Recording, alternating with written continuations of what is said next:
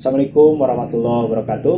Bila sobat menonton video saya sebelumnya mengenai peluang usaha budidaya, jika sobat sadari itu saya buat menggunakan AI atau Artificial Intelligence. Dari mulai saya mencari ide kontennya, ide judulnya, kemudian isi dari konten tersebut, saya menggunakan aplikasi AI yang disebut ChatGPT. Jadi di sana akan diuraikan nih apa saja hal-hal yang perlu saya sebutkan. Lalu kemudian gambar-gambar pada video tersebut saya menggunakan aplikasi AI juga, yaitu DALL-E. Kemudian setelah skrip kemudian gambar-gambar untuk kebutuhan footage video terkumpulkan, berikutnya saya edit menggunakan aplikasi CapCut. Dan suara-suara yang sobat dengarkan itu juga menggunakan AI. Setelah itu saya tinggal salinkan naskah-naskah yang ada di aplikasi ChatGPT, kemudian disalinkan ke CapCut, lalu CapCut akan otomatis mengubah teks tersebut menjadi suara. Kedua, budidaya ikan lele.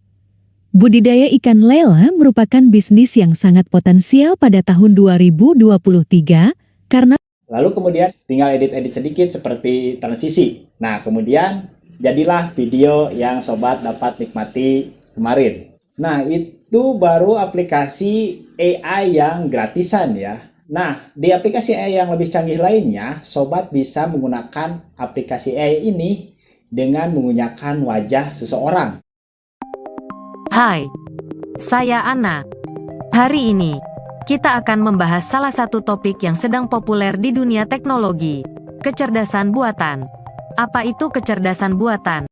Itu baru teknologi pertama loh. Belum lagi kita mengulas 4 teknologi lainnya yang tentu saja tidak kalah mengguncangkan. Mari kita mulai.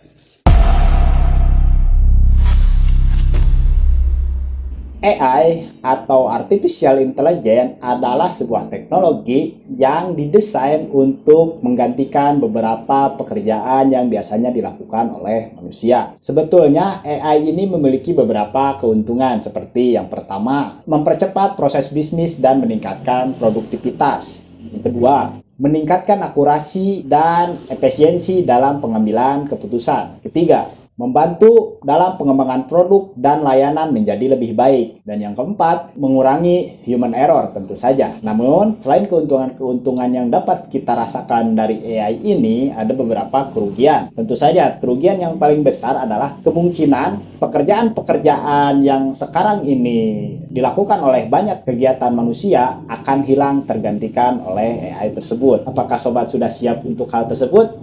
Mari siapkan dari sekarang. Nah, AI yang sekarang ini seperti yang ditunjukkan pertama kali oleh saya di video sebelumnya itu menggunakan AI di level pertama atau level awal. Jadi saya sharing sedikit ya mengenai AI ini. Jadi AI ini ada terbagi menjadi 3 kelas, yaitu ANI, yaitu Artificial Narrow Intelligence, kemudian yang kedua adalah Artificial General Intelligence, dan yang ketiga adalah Artificial Super Intelligence. Dan aplikasi AI ini saat ini terus mengalami banyak perkembangan dan terus dipusatkan untuk ditingkatkan kualitasnya. Terbukti atau dapat kita lihat dari beberapa perusahaan teknologi raksasa dunia seperti Microsoft, Google, dan lain sebagainya itu berfokus pada perkembangan Artificial Intelligence ini.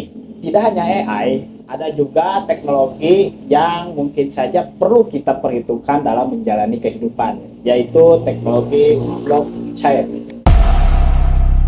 Nah, untuk blockchain ini mungkin sedikit agak asing di telinga teman-teman sekalian. Jadi, kalau misalnya sobat pernah mendengar istilah cryptocurrency ya, kripto, kemudian NFT, atau yang paling viral di masanya mungkin ya ada penambangan Bitcoin. Nah, produk-produk yang disebutkan tadi itu adalah produk dari sebuah sistem yang disebut blockchain ya. Jadi kenapa sih blockchain ini dilahirkan gitu? Jadi gini, misalnya kasus jual beli pompa air ya. Misalnya saya sebagai penjual pompa air dan sobat sebagai pembeli.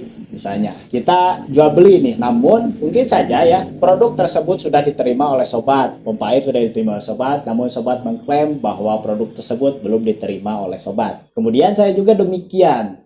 Sobat sudah memberi uang pada saya untuk membeli pompa air. Namun saya mengklaim bahwa saya tidak pernah menerima uang dari sobat, sehingga transaksi jual beli ini banyak sekali kekurangan. Alhasil, dibutuhkan sebuah pihak ketiga yang mengakomodir transaksi-transaksi yang kita lakukan ini. Pihak ketiga ini misalnya bank, kemudian situs pemerintahan, atau hal-hal lainnya ya seperti itu. Nah, sayangnya nih ketika kita bertransaksi menggunakan pihak ketiga, kadang-kadang nih pihak ketiga ini jika mengalami kerusakan atau mengalami error, kita sebagai penjual dan pembeli juga dapat mengalami kerugian. Dan juga bila mana ada perubahan terjadi pada pihak ketiga, kita juga akan terimbas dampaknya. Oleh karena itu, hadirlah sebuah teknologi blockchain. Jadi blockchain ini adalah sebuah teknologi berbentuk rantai yang menghadirkan sebuah sistem terdesentralisasi. Jadi tidak ada tersentralisasinya. Semuanya bebas. Yang artinya tidak ada otoritas sentral yang memegang kendali atas transaksi. Nah, kenapa blockchain ini bisa disebut aman? Karena sistem blockchain tidak tersentralisasi pada satu kelompok atau individu tertentu, melainkan menjadi sebuah sistem rantai yang saling mengikat, di mana ketika ada sebuah kejadian di jajaran rantai ini, semua yang terikat pada ikatan ini akan mengetahuinya. Sebetulnya sih teknologi ini keren-keren aja gitu. Oke ya. Bahkan banyak orang yang menganggap blockchain adalah sebuah inovasi terpenting abad ini setelah internet, dengan potensi mengubah cara kita berinteraksi dan melakukan bisnis di era digital saat ini. Sebab teknologi blockchain dapat memberikan transparansi dan keamanan yang lebih baik dalam mengirim uang dan mengurangi kemungkinan terjadinya kejahatan seperti pencurian dan juga penipuan. Meskipun demikian,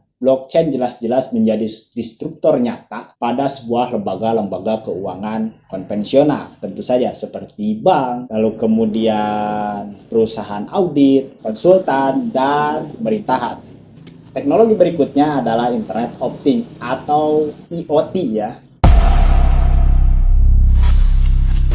IoT ini adalah sebuah jaringan perangkat elektronik yang saling terhubung dan bertukar informasi tanpa adanya interaksi manusia. Contoh pengaplikasian dari IoT ini bisa kita lihat dari sebuah smart home system, di mana pengguna dapat mengontrol perangkat-perangkat elektronik di rumah, misalnya AC, TV, kemudian lampu, hanya dengan menggunakan Android. Bahkan dengan bantuan sensor-sensor tertentu, lampu kemudian AC dapat menyesuaikan sendiri fungsinya. Itu luar biasanya IoT. Selain digunakan untuk rumah, contoh lain penggunaan IoT ini bisa kita lihat di Smart Agriculture untuk memantau lingkungan pertanian berupa suhu, kelembaban, dan pH tanah. Kemudian penggunaan teknologi IoT ini dapat memonitor dan mengelola berbagai aspek kota seperti transportasi, parkir, pengelolaan limbah, dan lain sebagainya. Nah, seperti teknologi-teknologi sebelumnya, IoT ini juga tentu saja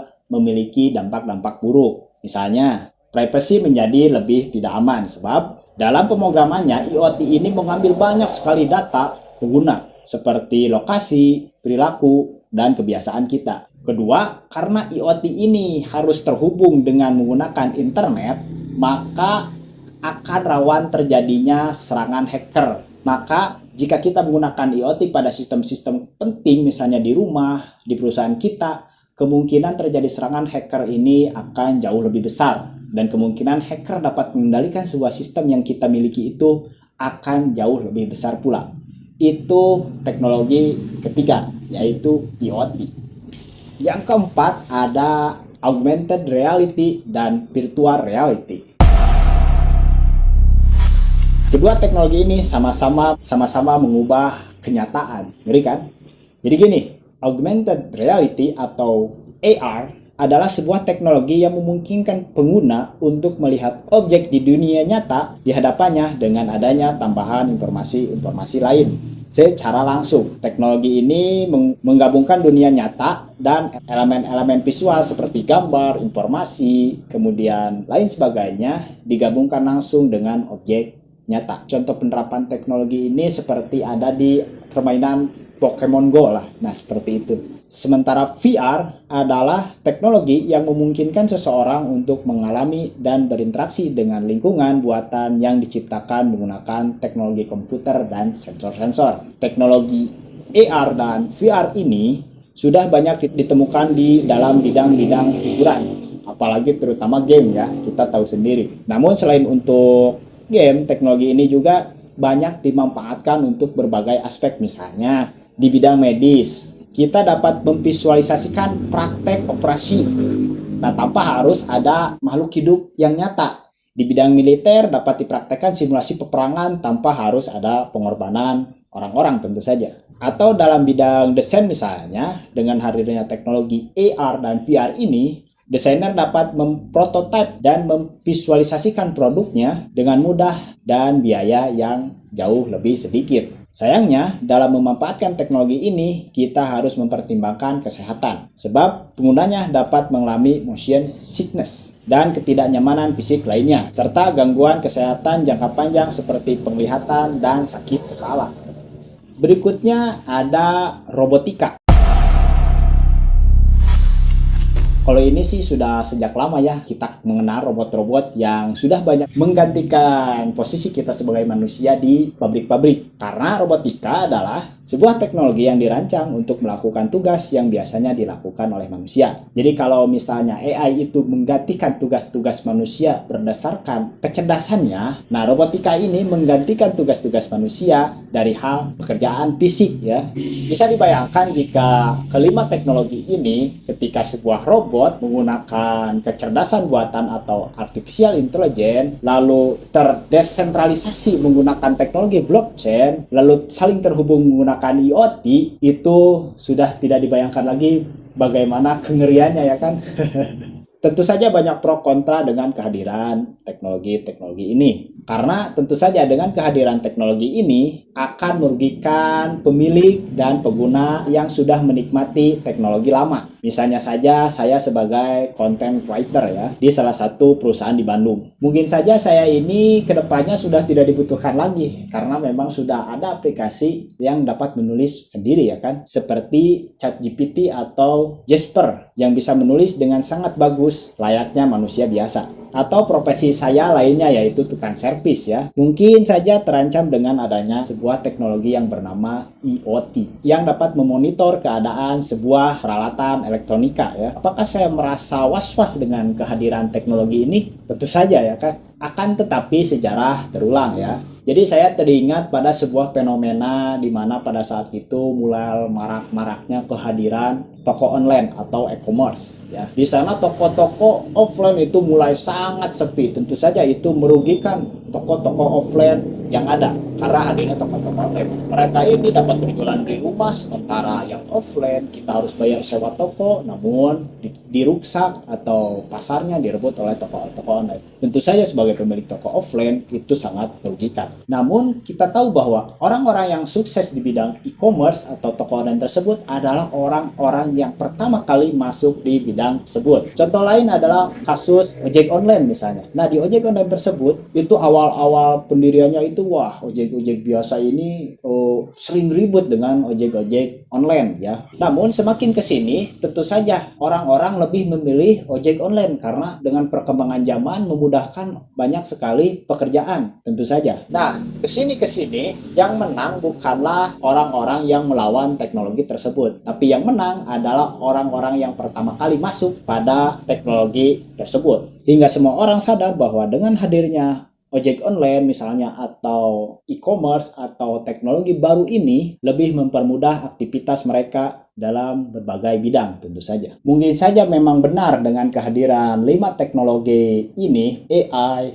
blockchain, VR, kemudian IoT, lalu robotika, ini benar-benar merusak pasar dan merugikan banyak pihak. Tugas kita bukanlah melawan pergantian teknologi ini. Tugas kita adalah bagaimana caranya menjadi orang yang pertama memanfaatkan teknologi-teknologi baru ini sebaik mungkin demi keuntungan dan kebermanfaatan yang jauh lebih banyak lagi. Ingat sob, kita hidup di dunia di mana perubahan ini terjadi begitu cepat, terkhususnya di bidang teknologi. Terkadang apa yang kita pelajari saat ini bahkan belum dipahami itu di kemudian hari sudah tidak berlaku lagi. Orang-orang yang bertahan adalah orang-orang yang mampu beradaptasi, tidak henti-hentinya untuk terus belajar dan terus melakukan hal yang terbaik semaksimal mungkin sesuai dengan kemampuan dirinya sendiri. Oke. Terima kasih telah menonton pembahasan kali ini. Semoga pembahasan kali ini bermanfaat bagi sobat. Kurang lebihnya saya mohon maaf karena ya kita sama-sama saling belajar lah sob ya. Oke, terima kasih. Aku lu qauli hada, wastaghfirullahi walakum. Assalamualaikum warahmatullahi wabarakatuh.